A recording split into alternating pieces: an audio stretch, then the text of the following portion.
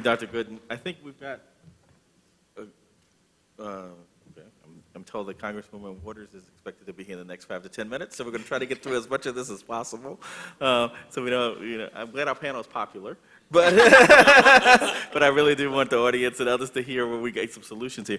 So a couple things, Dr. Gooden and Dr. Powell have done a great job of framing. I think we should give them another round of applause for that. Okay. And then I think what we're going to do is, sorry, I'm getting messages from all angles here. And so in their framing aspects, they've laid out two very important questions I think we're going to deal with, which is the white middle class versus the white elite, and the notion of how policy has shifted since the 70s towards sort of an elitist paradigm that affects the racial dynamic. And then the other point I think that just came out recently from Dr. Gooden is the whole data-driven, which we tend to be obsessed with today, cannot be the solution. And you can't get just lost in the data, but you actually have to provide some answers. And so and now we shift to the other part of our panel, which I think will give us some tangible examples of what we can do to close this gap. So after we've done a little framing, and we'll start with Angela Glover Blackwell in this transition, and then we'll end with Jim Carr. And what I know about Angela is that, I've worked with her in so many capacities, but what she will bring to the table is not only a sensitivity to the issue, but a certain amount of pragmatism. And the pragmatism starts at the local level and it builds up.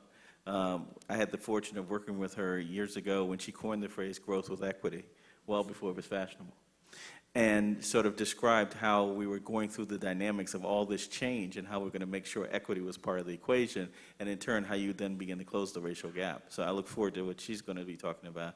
And then Jim is going to give us specific examples, I think, within the policy dynamic that Congress is grappling with today in the housing finance area, and how that can either enhance the gap or help to close the gap. So, Angela. Thank you. Pleasure to be here. Good to see you all. We have been talking about solutions all day. We've been talking about solutions in the economy. We've been talking about solutions in the tax code. And so we're not just getting to solutions. Those are solutions, and they are hard, and they're going to take a lot of commitment from all of us to be able to make sure that those things happen. One of the questions that I have is it difficult to design a program, design a structure that actually creates a closing of this wealth gap, creates shared prosperity? And the answer is no, it is not difficult.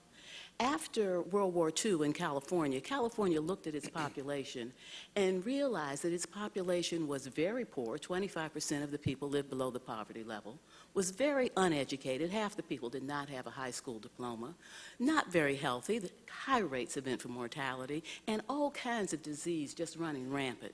California wanted to be prosperous. It rolled up its sleeve. Those people were white, and it invested in them and created the best health system, the best K-12 system, the best system of public education, the best infrastructure that the nation had seen. In 1962, Newsweek magazine had on its cover, booming, bustling California, America's #1 state. That's what happens when people know where they want to go, they know who they have to get there. We did the same thing as a nation. We came out of the war and we looked around and we saw that we had people who needed investment, needed a GI Bill so people could get education. Unions were really helping people to get living wages and pensions.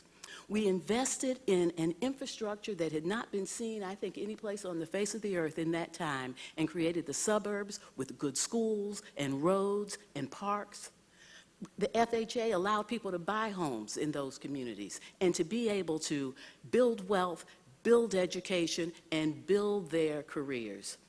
It was an equitable system for some, and some people got left out. And we are reaping the aftermath of the ones who got left out.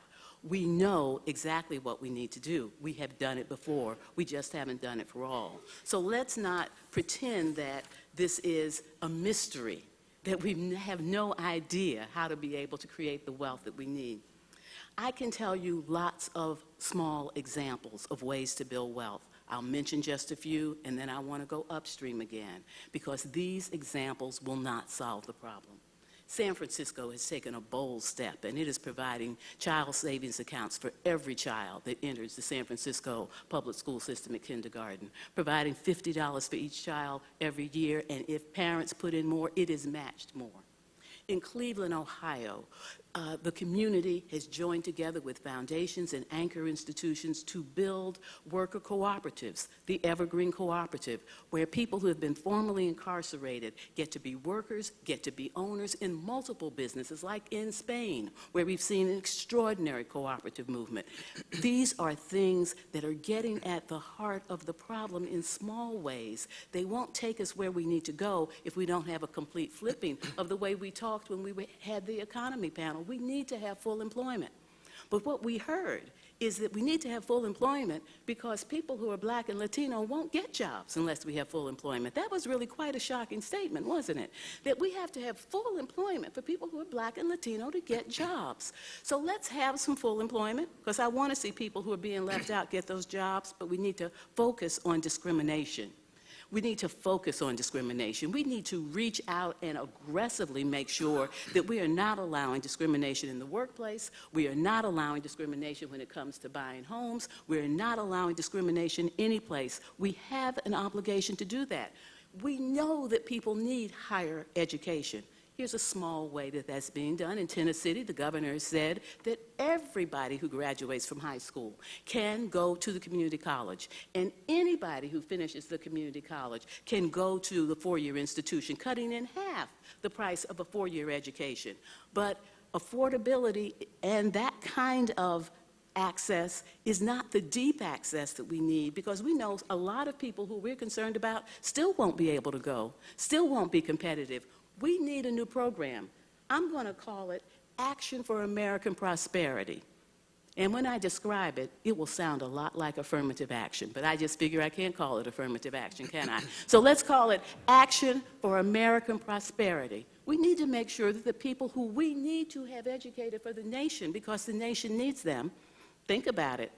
We are fast becoming a nation in which the majority will be people of color. By 2043, 2044, already the majority of all those under 5 are of color, and by 2019, all children under 18 will be of color. If people of color don't become a middle class, there'll be no middle class. America needs a middle class. So let's take some action for American prosperity and make sure that young people who we want to have education, people who we want to have jobs, that we affirmatively reach out and make sure that we are pulling them in, so that programs that open up opportunity can be taken advantage of. But let me come back, that we really have to understand that it's going to take public will to do what has to happen. Public will and political will. And for that to happen, we have to begin to tell ourselves a story about America, one that builds on the things that John said when he talked about this history of them and othering and pushing people away. We have to begin to understand that it is about we, that we have to see each other as all being part of the same. We have to understand that this action that we take, sometimes for those who are most vulnerable, actually it will benefit everybody. And we've seen this happen again and again. When we act on behalf of those who are most vulnerable, everybody benefits. The example that I use is those cutouts in the sidewalks to allow people with disabilities to cross the street. They are there because of the activism of people with disabilities. People in wheelchairs could not take advantage of the rights that they had been won because they couldn't maneuver through the city, or through the town, or through any place. But how many times have you been pushing a baby carriage and didn't have to pick up that contraption? How many times have workers been pushing carts and pulling wagons and their work was made easier? How many times have you had a young bike rider traversing the city sidewalk to sidewalk and not riding in the street? When we solve problems for the most vulnerable, we solve them for everybody. We need to understand that. We need to take that example. We need to put it in the context of the economy. Inequality is killing America. It is hurting the economy. And those who are being left behind are the very ones who have always been left behind. The problem is they're becoming the majority, and America's going to be left behind. Thank you.